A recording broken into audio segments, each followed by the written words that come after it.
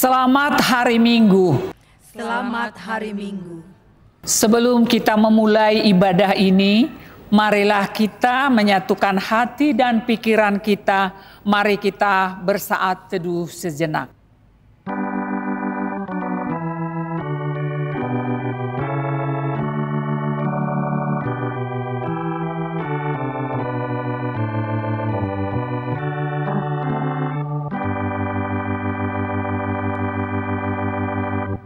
Amin.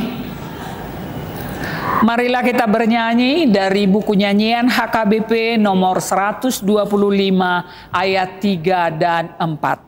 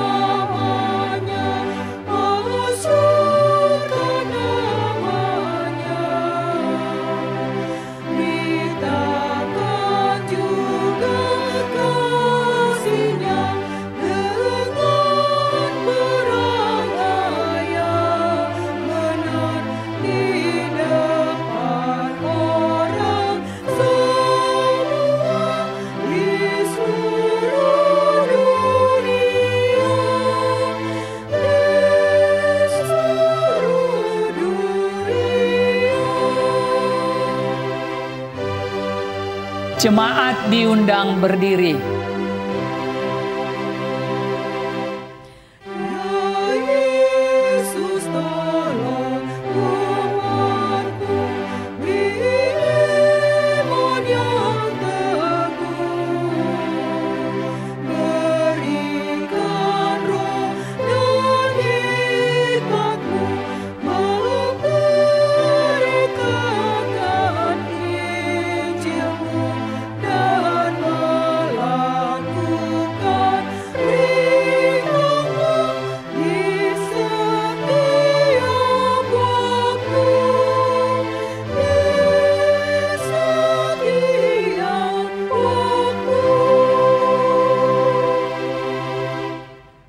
Di dalam nama Allah Bapa dan nama anaknya Tuhan Yesus Kristus dan nama Roh Kudus yang menciptakan langit dan bumi. Amin. Permulaan hikmat adalah takut akan Tuhan. Semua orang yang melakukan berakal budi yang baik. Puji-pujian kepadanya tetap untuk selama-lamanya. Haleluya.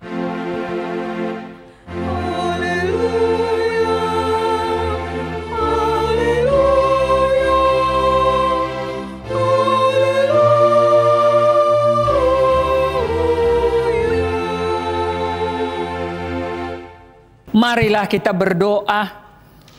Ya Tuhan Allah yang Maha Kuasa dan Maha Kasih, kasih-Mu adalah kekal selama-lamanya.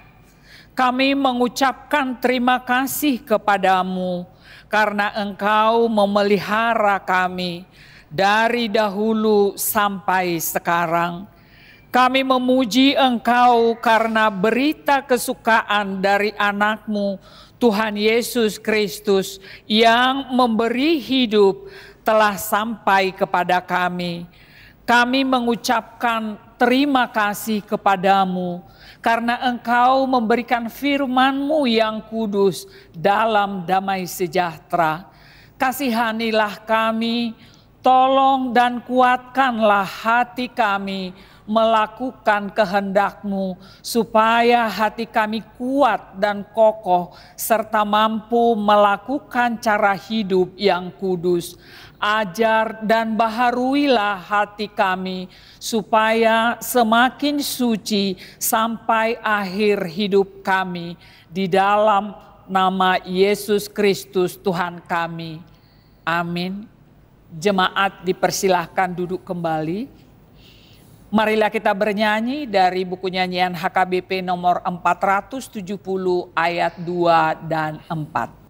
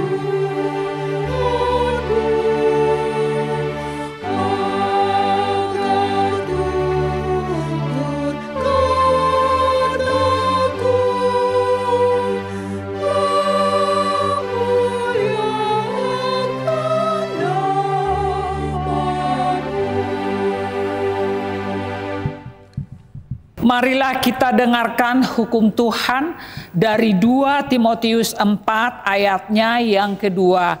Begini bunyinya. Beritakanlah firman, siap sedialah baik atau tidak baik waktunya. Nyatakanlah apa yang salah, tegurlah dan nasihatilah dengan segala kesabaran dan pengajaran. Demikian hukum Tuhan. Marilah kita memohon kekuatan dari Tuhan untuk melakukan hukum-Nya. Ya Tuhan Allah, kuatkanlah kami melakukan yang sesuai dengan hukum-Mu. Amin. Marilah kita bernyanyi dari buku nyanyian HKBP nomor 421 ayat 1 dan 4.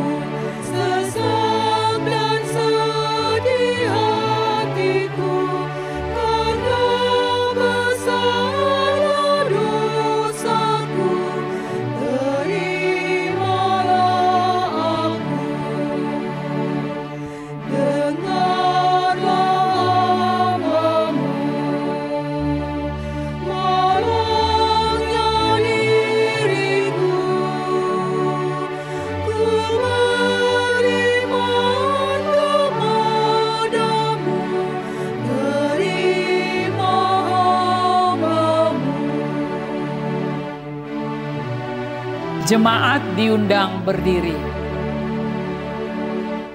Tiada yang menolongku, memerui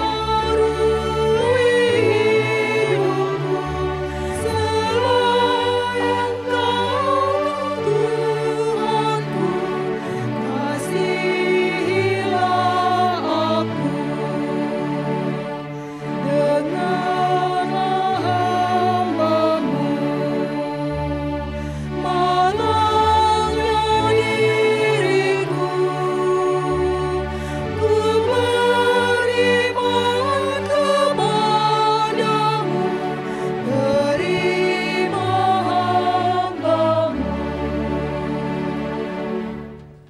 Marilah kita berdoa mengaku dosa-dosa kita.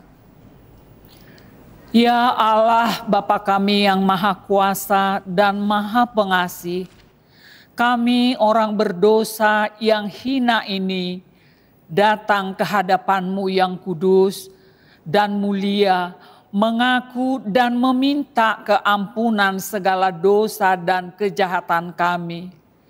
Kami sering mendukakan Tuhan karena perkataan, pikiran, dan perbuatan kami yang tidak benar. Kami tidak mengasihi Engkau dengan segenap hati, dengan segenap kekuatan, dan dengan segenap akal budi kami. Dan kami tidak mengasihi sesama manusia seperti diri kami. Kami layak kena murka-Mu dan terkutuk selama-lamanya. Tetapi sekarang kami datang memohon keampunan dosa kami. Tolonglah kami agar kami dapat bertobat dan meninggalkan segala kejahatan kami. Karena Yesus Kristus anak Allah yang tunggal dan karena nama-Mu yang kudus itu. Ya Allah, kasihanilah kami orang berdosa ini. Amin. Janji Tuhan tentang pengampunan dosa.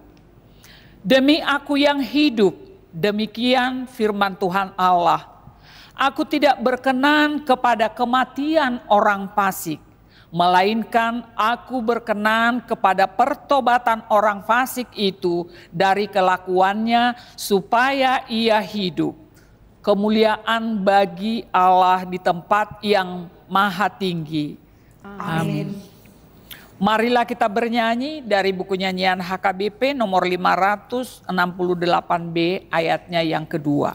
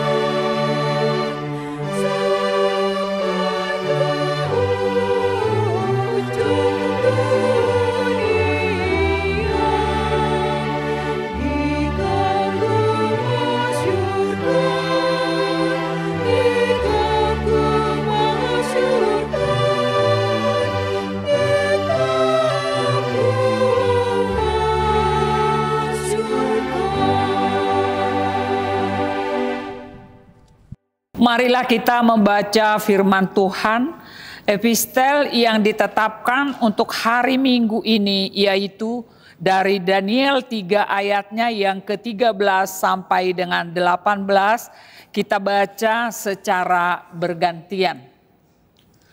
Sesudah itu, Nebukadnezar memerintahkan dalam marahnya dan geramnya untuk membawa Sadrak, Mesak, dan Abednego menghadap. Setelah orang-orang itu dibawa menghadap raja. Berkatalah Nebukadnezar kepada mereka, apakah benar hai Sadrak, Mesak, dan Abednego, bahwa kamu tidak memuja dewaku dan tidak menyembah patung emas yang kudirikan itu?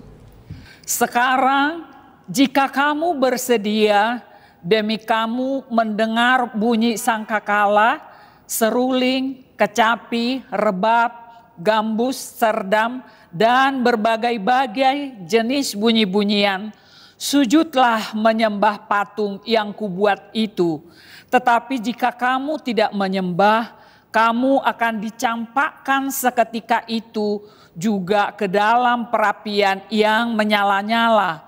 Dan dewa manakah yang dapat melepaskan kamu dari dalam tanganku? Lalu Sadrak, Mesak, dan Abednego menjawab Raja Nebukadnezar, tidak ada gunanya kami memberi jawab kepada Tuanku dalam hal ini.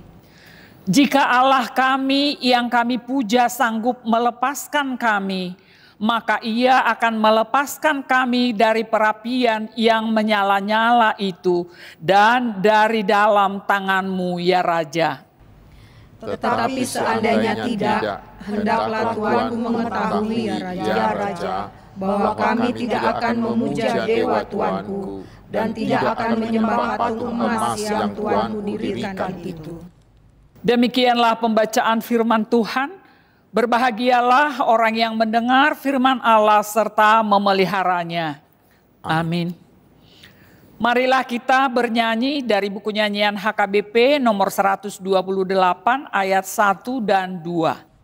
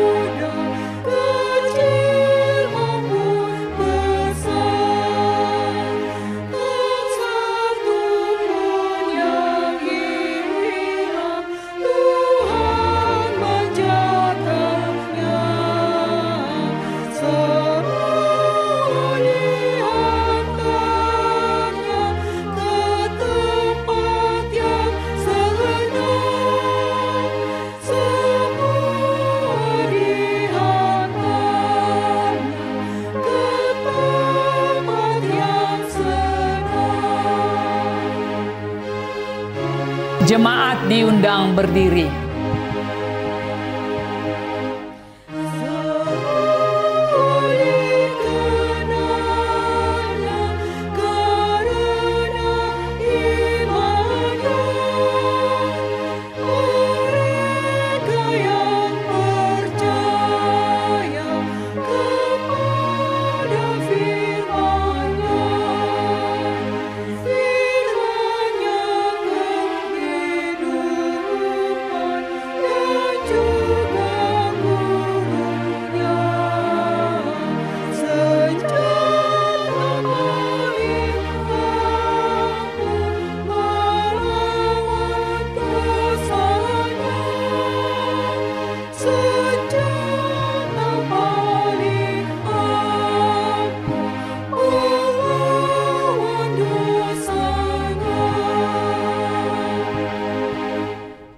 Marilah kita mengaku iman kepercayaan kita sebagaimana teman-teman seiman di seluruh dunia.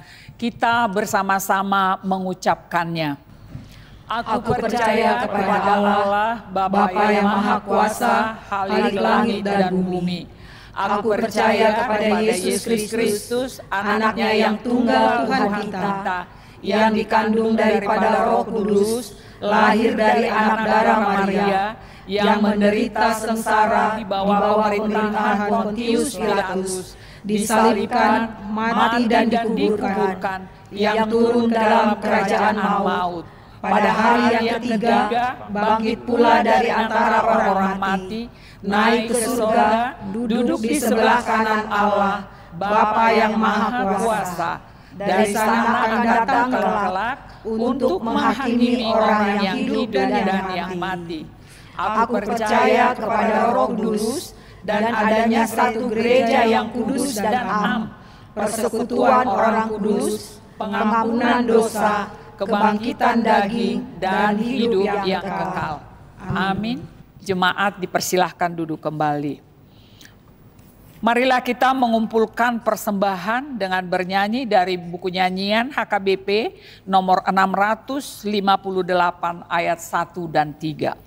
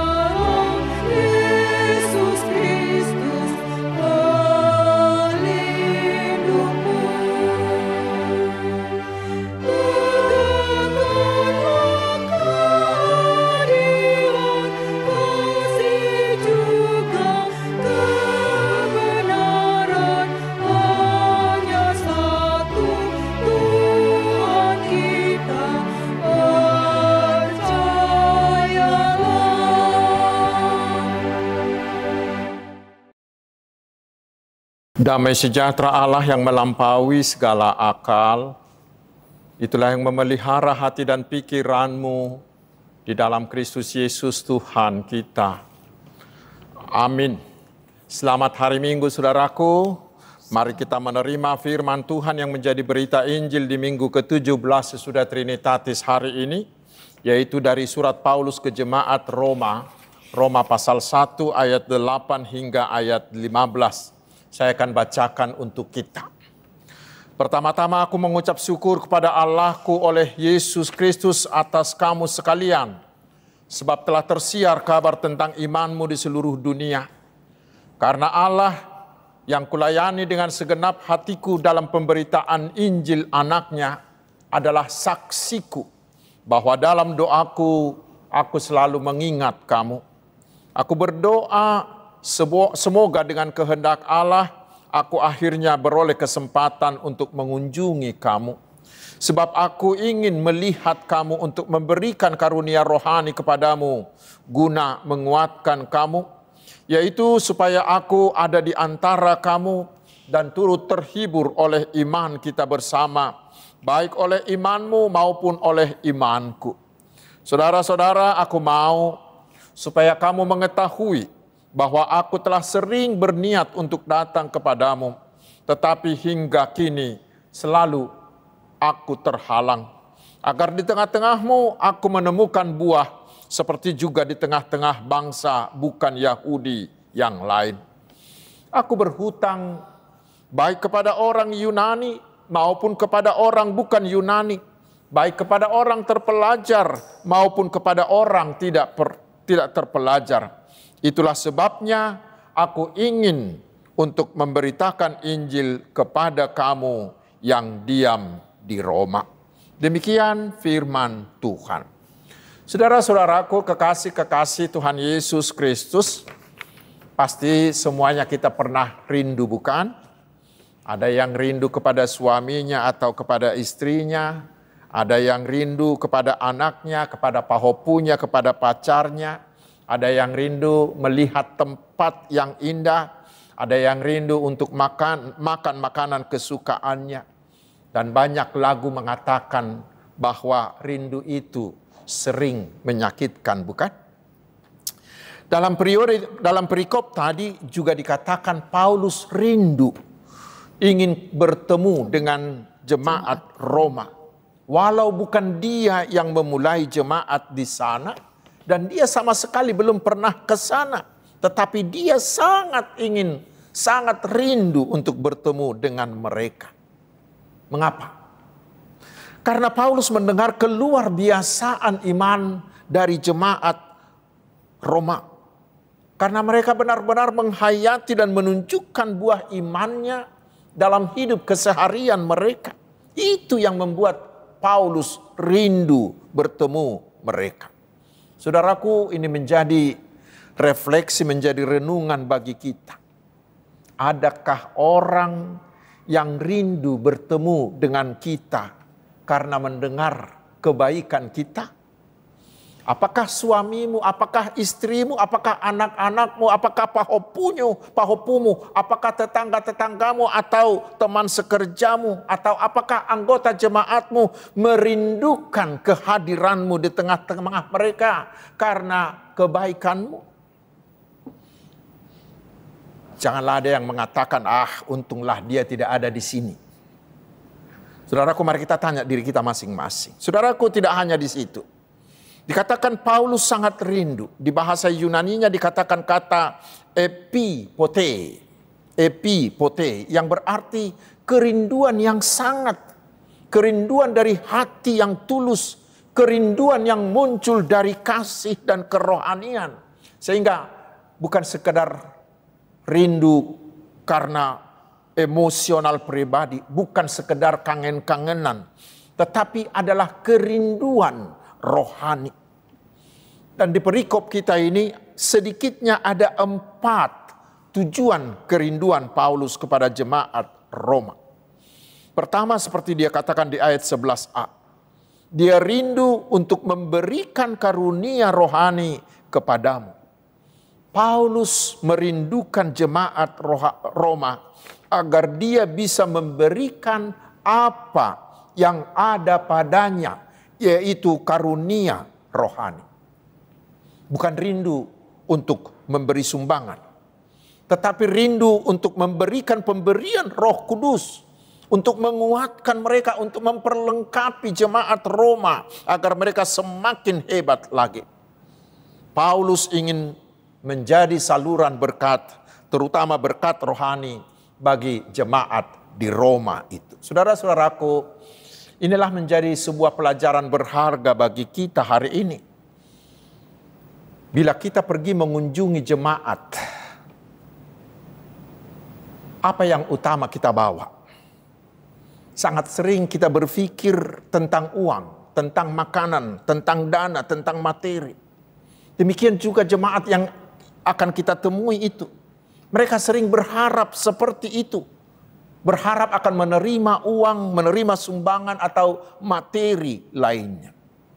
Tetapi saudaraku, firman Tuhan hari ini mengingatkan kita, buah tangan oleh-oleh yang utama kita bawa untuk jemaat adalah karunia rohani. Kami dari Yayasan Badan Kerjasama Marturia ini sudah sangat-sangat sering mengunjungi jemaat di puluhan distrik HKBP dan juga gereja lain. Mungkin sudah lebih 100-an huriah, baik di desa maupun di kota, bahkan sudah sampai ke luar negeri. Tetapi bukan materi, bukan uang yang kami bawa, bukan materi atau uang yang kami bagikan. Di samping pengobatan gratis, di samping penyuluhan kesehatan, kami lebih banyak membagikan karunia rohani.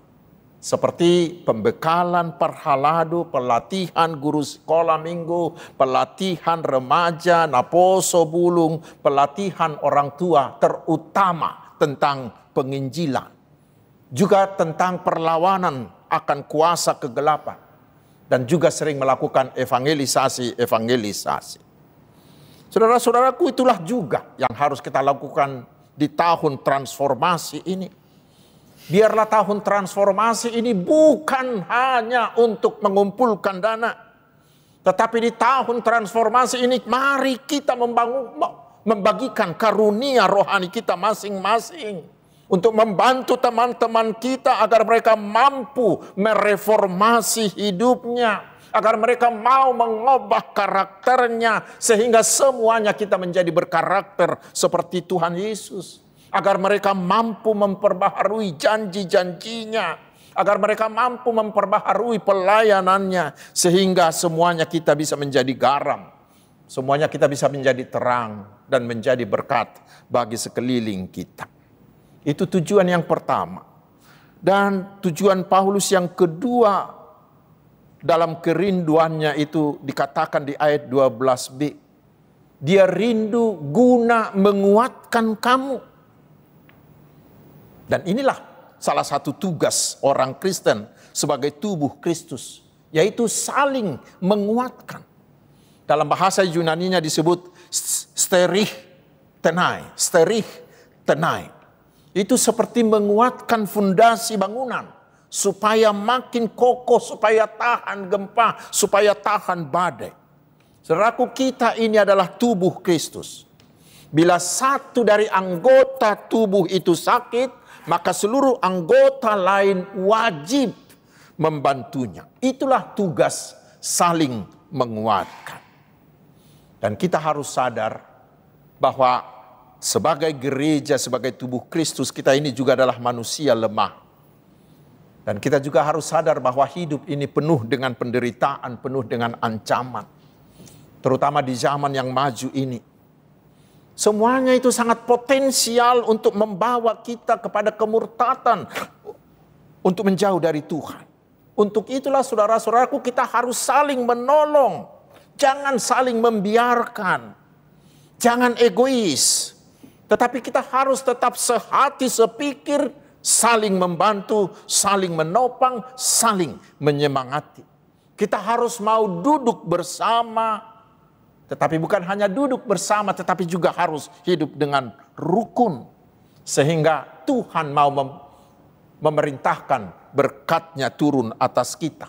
Mazmur 133 ayat 3. Jangan pernah membiarkan seorang pun dari saudara kita jatuh terjerumus dalam pencobaan. Apalagi jangan sampai mereka menjauh dari persekutuan dan dari Tuhan. Tetapi mari kita saling membantu, saling menguatkan, saling menopang supaya semuanya kita semakin kokoh, tidak ada yang goyah. Itu yang kedua, dan selanjutnya tujuan Paulus yang ketiga dengan kerinduannya itu kita baca di ayat 13. Yaitu supaya aku ada di antara kamu dan turut terhibur oleh iman kita bersama. Baik oleh imanmu maupun oleh imanku. Ini yang menarik. Coba bayangkan, seorang Paulus yang imannya luar biasa, yang selalu menguatkan orang di banyak tempat, tetapi di sini justru mengatakan bahwa dia juga perlu bersama-sama dengan jemaat Roma supaya dia juga terhibur, supaya imannya dikuatkan. Di sini digunakan lagi kata simpara kletenai. Simpara kletenai terdiri dari dua kata sin, yaitu artinya bersama, dan parakaleo artinya menghibur. Artinya harus sama-sama menguatkan secara rohani. Saudara-saudaraku, disitulah terlihat Ternyata kita semua membutuhkan orang lain untuk menghibur dan menguatkan iman kita. Karena itulah kita harus membuang kesombongan rohani. Jangan ada di antara kita yang merasa dia tidak perlu dibantu. Jangan ada satu orang pun yang merasa bahwa dia tidak perlu ditopang dalam iman dan dalam dosa, dalam doa. Tetapi mari kita meneladani Paulus. Karena kita semuanya memiliki kelemahan yang membutuhkan topangan iman, topangan doa dari orang lain. Dan sejatinya itulah gunanya persekutuan. Itulah gunanya koinonia, yaitu untuk saling menopang. Koinonia, punguan ama, punguan ina, punguan naposobulung, dan punguan-punguan koinonia lainnya itu bukanlah sekedar markor, bukan sekedar jalan-jalan, bukan sekedar healing-healing. Tetapi berkoinonia itu adalah tempat, adalah kesempatan, adalah wadah untuk saling menolong. Ketika berkoinonia itulah kita mengakui bahwa kita ini memiliki kelemahan, dan di koinonia itulah kita saling menopang, saling merasakan kelemahan orang lain, dan kita mau memberi topangan bagi semua orang. Karena itulah di Ibrani pasal 10 ayat 25 kita diingatkan. Janganlah kita menjauhkan diri dari pertemuan-pertemuan ibadah kita. Janganlah kita menjauhkan diri dari koinonia kita seperti dibiasakan oleh beberapa orang. Tetapi marilah kita saling menasihati dan semakin giat melakukannya menjelang hari Tuhan yang mendekat. Dan di Efesus 4 ayat 2b dikatakan, tunjukkanlah kasihmu dalam hal saling membantu. Itulah tujuan kerinduan yang ketiga dari Paulus. Tetapi masih ada satu lagi, dan ini yang terutama. Tujuan Paulus ingin datang ke Roma. Itu bisa kita baca di ayat 15. Aku ingin untuk memberitakan Injil kepada kamu juga yang diam di Roma. Saudaraku, di ayat 13 dikatakan bahwa Paulus begitu rindu mengunjungi jemaat Roma. Karena rupanya Paulus punya tujuan, rencana yang luar biasa. Yaitu supaya dia bisa memberitakan Injil Kristus di tengah-tengah orang-orang di Roma itu. Dan sasarannya bukanlah hanya orang-orang Roma yang belum mengenal Kristus, bukan. Tetapi lebih jauh lagi, Paulus ingin membuat kota Roma itu menjadi pangkalan penginjilan, mission stationnya. Dari sanalah dia bisa memberitakan Injil ke daerah-daerah di sekitar Romawi. Karena kota itu sangat strategis, sangat cocok. Karena sebagai pusat kekaisaran, Roma menjadi tempat pertemuan segala suku, segala bangsa. Baik orang Yunani maupun orang non-Yunani. Baik orang pelajar maupun orang tidak terpelajar, seperti dikatakan di ayat 14. Dan kita tahu juga Roma adalah juga kota satelit. Dari sanalah dia bisa mudah menjangkau Spanyol. Kita baca di Roma 15 ayat 24 dan ayat 28. Artinya Paulus melihat misinya menuntun bangsa-bangsa supaya mereka percaya kepada Yesus. Dan misinya itu akan cepat terwujud melalui kota Roma. Karena itulah dia sangat rindu, sangat ingin untuk datang ke Roma. Dan ada lagi yang paling menarik. Mengapa dia begitu ingin memberitakan Injil di Roma? Mengapa Paulus begitu ingin memberitakan Injil di Roma? Itu kita baca di ayat 14. Dia mengatakan, aku berhutang. Aku berhutang baik kepada orang Yunani maupun kepada orang bukan Yunani. Baik kepada orang terpelajar maupun kepada orang yang tidak terpelajar. Ternyata Paulus ingin datang ke Roma adalah untuk membayar hutang. Hutang apa? Yaitu hutang penginjilan. Dan kita tahu semua hutang harus dibayar, bukan? Supaya jangan ada yang seperti yang dikatakan oleh orang Batak, parutang busuk, bukan? Kita pasti tidak mau menjadi parutang busuk, bukan? Saudaraku, dengan kalimat itulah kita diingatkan bahwa memberitakan Injil itu adalah hutang yang harus kita bayar. Hutang setiap orang percaya yang harus dibayar. Seperti dikatakan oleh Paulus di 1 Korintus 9 ayat 16 itu. Karena jika aku memberitakan Injil, aku tidak mempunyai alasan untuk memegahkan diri. Sebab itu adalah keharusan. Adalah kewajiban yang tidak bisa tidak harus dilakukan apapun alasannya. Bahkan lebih jauh dikatakan oleh Paulus lagi, celakalah aku. Celakalah aku, marjia ma'au, jika aku tidak memberitakan Injil. Berat juga ya kawan? Ya, memang tidak boleh tidak. Harus memberitakan Injil. Apapun alasannya tidak boleh tidak. Lalu mungkin akan muncul pertanyaan kita yang mendengar khotbah ini. Amang pendeta, bagaimana sih saya bisa melakukannya? Saya ini tidak pintar berkata-kata tentang Injil. Saudaraku, Tuhan pasti sudah mempersiapkan, sudah menyediakan segala hal yang bisa membantu kita. Sekali lagi, Tuhan pasti sudah menyediakan, mempersiapkan semua hal yang bisa membantu kita.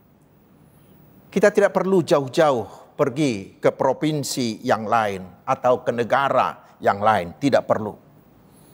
Tetapi yang akan kita injili itu telah dipersiapkan Tuhan di sekeliling kita, di dekat rumah kita, bahkan di rumah kita.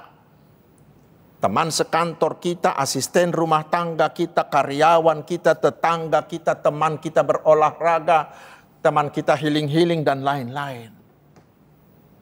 Karena itu yang Tuhan perlukan adalah kemauan kita. Sekali lagi, yang Tuhan perlukan adalah kemauan kita. Sehingga bila kita mau memberi hati, bila kita mau memberi waktu kita, bila kita mau memberi potensi kita untuk memberitakan Injil, pasti Tuhan akan memperlengkapi kita.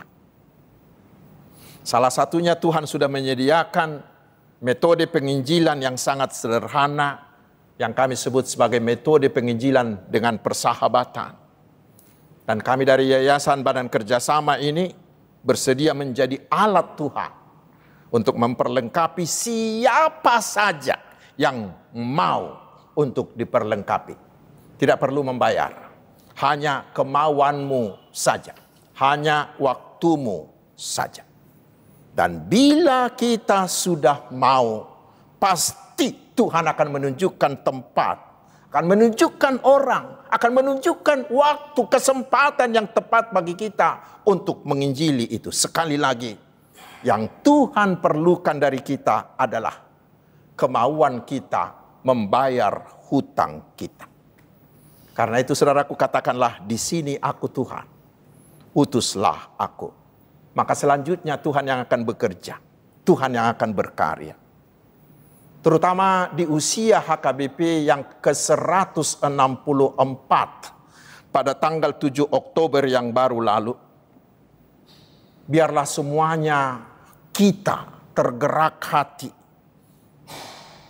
Biarlah kita semua terbeban untuk membayar hutang penginjilan kita. Karena itulah tugas utama semua gereja. Itulah tugas utama semua orang percaya di dunia ini. Celakalah aku bila aku tidak memberitakan Injil. Selamat menjadi penginjil bagi Tuhan Yesus. Amin. Marilah kita berdoa. Terima kasih ya Allah atas firman-Mu. Meteraikanlah itu di hati kami sehingga semua kami mau membayar hutang penginjilan kami. Dengan memberi hati, memberi diri, memberi waktu dan harta kami untuk memberitakan Injil-Mu. Kami yakin bila kami mau, Tuhan pasti memperlengkapi kami. Tuhan yang akan bekerja menunjukkan orang, menunjukkan tempat dan cara serta waktu yang tepat untuk kami menginjili. Dan Tuhan yang akan memberi keberhasilan bagi usaha penginjilan kami. Kami juga percaya Engkau Tuhan akan memberi kuasa-Mu bagi semua misionaris dimanapun. Tuhan juga akan memberi mereka keberhasilan. Keberhasilan bagi semua usaha penginjilan dimanapun di seluruh dunia ini. Terutama bagi para misionaris yang diutus oleh HKBP ke Afrika. Sehingga semakin banyak orang yang mau menerima Tuhan Yesus melalui penginjilan mereka.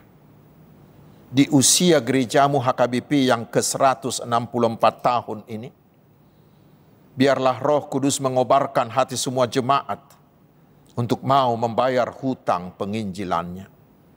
Terpujilah namamu ya Allah Bapa, Anak dan Roh Kudus, kekal selama-lamanya. Amin.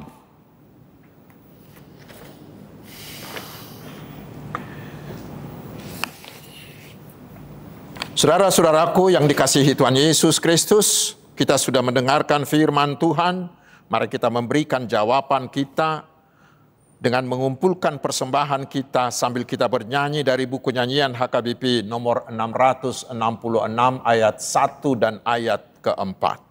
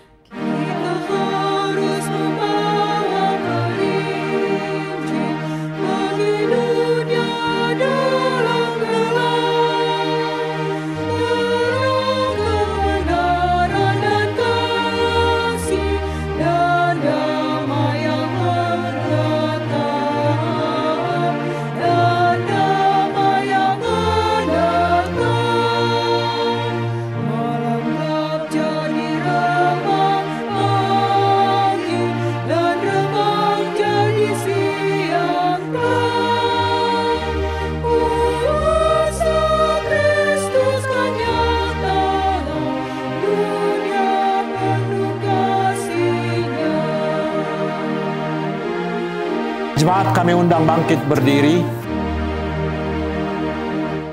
Kita harus bersaksi di dunia tentang Yesus Sang Penebus, supaya makin banyak orang percaya Sang Penebus, percaya Sang Penebus. Malam gelap jadi remang pagi, dan remang jadi siang terang. Kuasa Kristus kan nyata, dunia penuh kasih-Nya. Marilah kita berdoa untuk menyerahkan persembahan kita kepada Tuhan. Ya Allah Bapa kami yang di surga, kami mengaku bahwa Tuhan adalah sumber dari segala karunia yang melimpah dalam hidup kami masing-masing. Sebahagian daripada karunia itu kami serahkan kembali sebagai persembahan kami kepada Tuhan. Terimalah dan berkatilah persembahan umat-Mu ini, agar dapat kami pergunakan untuk pekerjaan dan pelayanan kerajaan Tuhan di dunia ini. Bukalah hati kami untuk mengenal betapa banyak berkat dan karunia yang kami peroleh dari Tuhan, supaya kami senantiasa bersyukur kepadamu, di dalam nama Yesus Kristus Tuhan kami. Amin. Tuhan karuniamu pada jiwaku semua, nyawa juga hidupku, harta milikku semua. Kuserahkan padamu untuk selama-lamanya. Bapa kami yang di surga, dikuduskanlah namamu. Datanglah kerajaan-Mu, jadilah kehendak-Mu di bumi seperti di surga. Berikanlah kami pada hari ini makanan kami yang secukupnya, dan ampunilah kami akan kesalahan kami, seperti kami juga telah mengampuni orang yang bersalah kepada kami. Dan janganlah membawa kami ke dalam pencobaan, tetapi lepaskanlah kami dari yang jahat.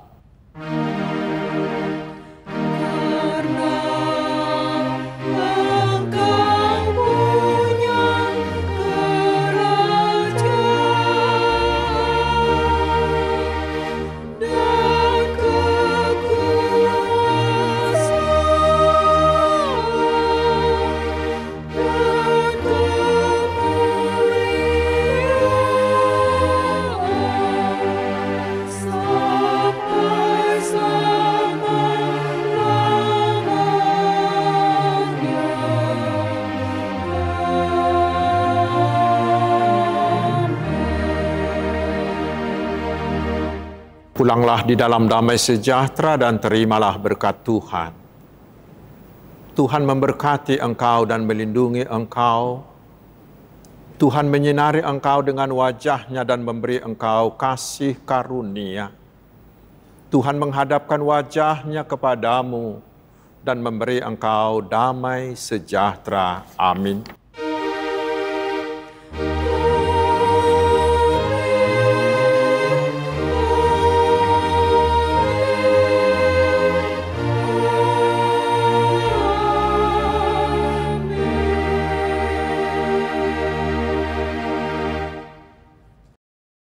Selamat hari Minggu, Tuhan Yesus memberkati.